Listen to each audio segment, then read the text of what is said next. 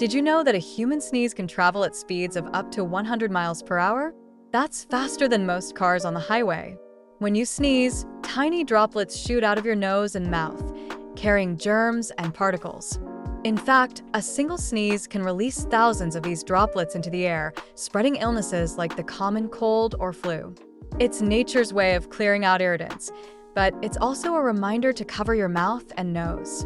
So next time you feel a sneeze coming on, remember, it's not just a little puff of air, it's a mini explosion of potential germs.